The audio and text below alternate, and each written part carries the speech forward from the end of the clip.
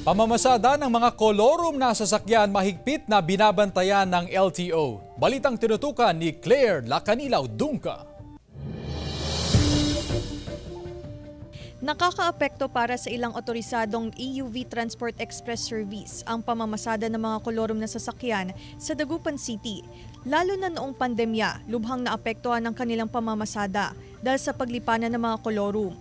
Dapat i-register po nila yung mga kanilang sasakyan para naman maging fair sa mga may papel sa mga UV Express po.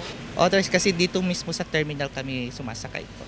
Ayon sa LTO Dagupan City District Office, umabot sa 850 na traffic violations ang naitala ng Land Transportation Office sa nakalipas na buwan. Bukod sa pagbiyahe ng walang kaukulang lisensya ng driver o registration ng sasakyan, may ilan din silang nahuli na kolorum. Nagbabala naman ang Land Transportation Office sa publiko na huwag tangkilikin ng pagsakay sa mga kolorum na sasakyan upang matiyak na ligtas ang biyahe at tama ang binabayarang pasahe. Yung anti-kolorum drive po natin ng regional office po ay tuloy-tuloy po para hindi maantala din or hindi naman maapektuhan yung mga motor vehicles o mga driver na may otorisado talaga ng papel o mamasada. Payo pa ng LTO sa mga pasahero, tiyakin na may nakapaskil na kaukulang permit sa mga public utility vehicle at fare matrix para masigurong hindi kolorum ang inyong masasakyan.